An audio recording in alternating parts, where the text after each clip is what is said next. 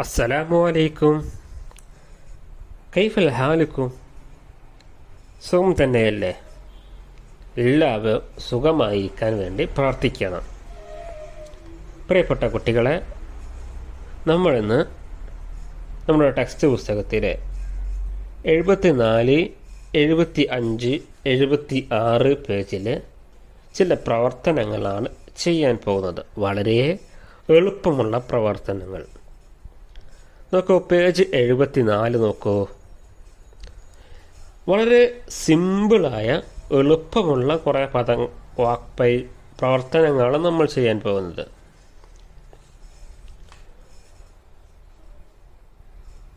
നക്തശിഫ് അൽ കലിമാത്തിൽ മുഷദ്ദദ, ഷദ്ദുള്ള പദങ്ങൾ കണ്ടെത്തി എഴുതാം. ഷദ്ദ് എന്താണെന്ന് പറയില്ലേ? വളരെ കനത്തിൽ പറയാൻ, ഇരട്ടിപ്പിച്ച് പറയാൻ വേണ്ടി നമ്മൾ ഉപയോഗിക്കുന്ന പദമാണെന്ത്? ഹർക്കത്താണ് ഷദ്ദ്. ഒരു ഉദാഹരണം കൊടുത്തു നോക്കൂ. ജദ്ദാബുൻ, ജദ്ദാബുൻ. അപ്പോൾ ആ ദാലിന് എന്തുണ്ട്? ഷദ്ദുണ്ട്. അതുപോലെയുള്ള ചില പദങ്ങൾ നമ്മുടെ പാഠത്തിൽ നമ്മൾ പഠിച്ചിട്ടുണ്ട്. ഒന്ന് നമ്മൾ പഠിച്ചത് ഹുഫാഷ്. ഹുഫാഷ് എന്ന് നമ്മൾ പഠിച്ചിട്ടുണ്ട് അല്ലേ? എന്താ ഹുഫാഷിൻ്റെ ഫാഇന് നോക്കൂ, അവിടെ ഒരു ഷദ്ദ് നൽകിയിട്ടുണ്ട്. പിന്നെ അതുപോലെ വേറെ ഒരു പദം ഏതാണുള്ളത് എന്ന് നോക്കൂ. നമ്മുടെ ടെക്സ്റ്റ് പുസ്തകത്തിലൊന്ന് മറിച്ച് നോക്കിയാൽ നമുക്ക് കാണാൻ പറ്റും അല്ലാഹു. അല്ലാഹു കണ്ടോ? അവിടെ രണ്ട് വാക്കുകൾ. അല്ലാഹു എന്നതിൻ്റെ ലാമിൻ്റെ മുകളിൽ എന്തുണ്ട്? ഷദ്ദുണ്ട്. ഹയ്യാക്ക, ഹയ്യാക്ക നമ്മൾ കണ്ടു അല്ലേ? അതിൻ്റെ മുകളിലും ഷദ്ദുണ്ട്.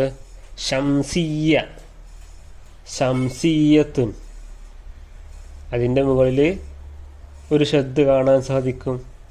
അപ്പോൾ ഇതുപോലെ ഷദ്ദുള്ള പദങ്ങൾ കണ്ടെത്തി എഴുതുക.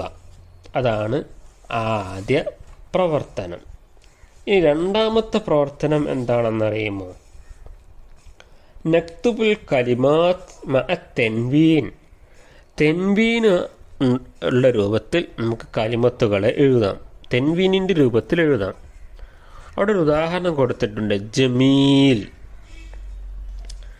ജമീൽ എന്നത് കൊടുത്തിട്ട് എന്താ ചെയ്യേണ്ടത് പറയുന്നുണ്ട്. ജമീലൻ. തെൻവീൻ നൽകിയപ്പോൾ ജമീലൻ ആയി. വേറെ ലൊമ്മ് തെൻവീൻ 2 കൊടുത്തപ്പോൾ ജമീലുൻ, ജമീലിൻ. അതുപോലെ ഹുഫാഷിൻ്റെതും എഴുതാം. എങ്ങനെ എഴുതാം? ഹുഫാഷൻ, ഹുഫാഷുൻ, ഹുഫാഷിൻ.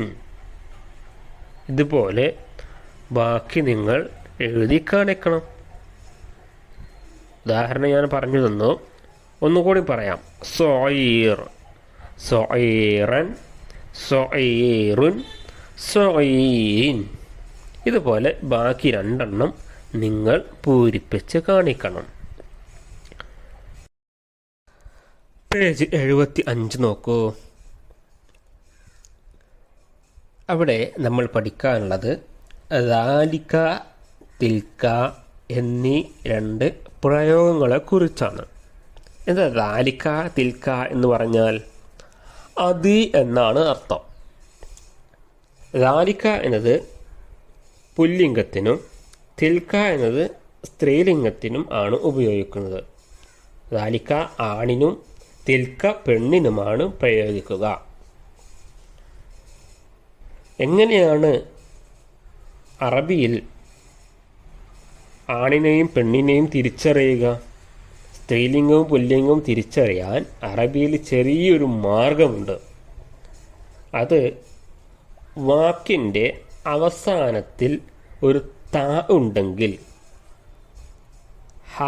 ത ഉണ്ടെങ്കിൽ അതെന്തായിരിക്കും? സ്ത്രീലിംഗമായിരിക്കും. ത ഇല്ലെങ്കിൽ അത് പുല്ലിംഗവുമായിരിക്കും. കണ്ടില്ലേ? തിൽക ജമാഅത്തുൻ മിനൽ ഹശറാത്ത്. തിൽക ജമാഅത്തുൻ. ജമാഅത്തിൻ്റെ അവസാനത്തെ അക്ഷരം എന്താ? തുൻ അല്ലേ? താ ആണ്. അപ്പോൾ അവിടെ സ്ത്രീലിംഗമായിട്ടാണ് ഉപയോഗിച്ചത്. അതുകൊണ്ട് തിൽക്ക ഉപയോഗിച്ചു. അടുത്ത് നോക്കൂ. തിൽക്ക യറാഅത്തുൻ. അവസാന പദം നോക്കൂ. യറാഅത്തിൻ്റെ അവസാനം താ. അതുകൊണ്ട് അതെന്താണ്? സ്ത്രീലിംഗമാണ്, പെണ്ണാണ്. അതുകൊണ്ട് നമ്മൾ തിൽക്ക ഉപയോഗിച്ചു. അടുത്തത് നോക്കൂ. ദാലിക ദുബാബുൻ. ദുബാബിൻ്റെ അവസാനം താ ഉണ്ടോ? ഇല്ല. അപ്പോൾ അതെന്താണ്? പുല്ലിംഗമാണ്. പുല്ലിംഗമായതുകൊണ്ട് നമ്മൾ ദാലിക ഉപയോഗിച്ചു. തിൽക ബഊദത്തുൻ. തിൽക ബഊദത്തുൻ. ബഊദത്തിൻ്റെ അവസാനം എന്താണ്? താ ആണ്. താ വന്നാൽ അതെന്തായിരിക്കും? മുഅന്നസായിരിക്കും, സ്ത്രീലിംഗമായിരിക്കും. സ്ത്രീലിംഗമാണെങ്കിൽ അവിടെ തിൽക്ക ഉപയോഗിക്കണം. രണ്ടിൻ്റെയും അർത്ഥം എന്താണ്? അത് എന്നത് തന്നെയാണ്. അവസാനം ദാലിക യഅ്സൂബ്. യഅ്സൂബിൻ്റെ അവസാനം ബാ. താ അല്ല, താ ഇല്ല. അപ്പോൾ അതെന്ത്? മുദക്കർ അല്ലേ? പുല്ലിംഗമാണ്. അതുകൊണ്ട് നമ്മളവിടെ ദാലിക ഉപയോഗിച്ചു. പ്രിയപ്പെട്ട കുട്ടികളെ, ദാലിക്കയും തിൽക്കയും ഉപയോഗിക്കേണ്ടത് ഏത് രൂപത്തിലാണെന്ന് നമ്മൾ മനസ്സിലാക്കിയല്ലോ. ദാലിക എന്നത് പുല്ലിംഗത്തിനും തിൽക്ക എന്നത് സ്ത്രീലിംഗത്തിനുമാണ് ഉപയോഗിക്കുക.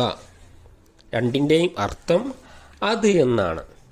ശരി, പേജ് 76 നോക്കൂ.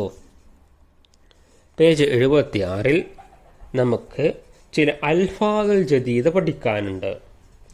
ഈ പാഠത്തിൽ നമ്മൾ പഠിച്ച ചില വാക്കുകളും അവയുടെ അർത്ഥങ്ങളുമാണ് അവിടെയുള്ളത്. ഇത് നിങ്ങൾ നിങ്ങളുടെ നോട്ട് പുസ്തകത്തിലേക്ക് എടുത്തെഴുതണം. അപ്പോൾ ഈ ഒരു അധ്യായം ഇവിടെ അവസാനിക്കുകയാണ്. അടുത്തൊരു ക്ലാസ്സിൽ നമുക്ക് വീണ്ടും കാണാം.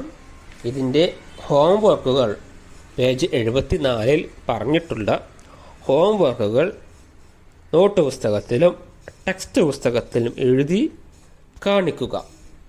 അടുത്തൊരു ക്ലാസ്സിൽ വീണ്ടും കാണുന്നത് വരെ മഅസ്സലാം. ശുക്രൻ.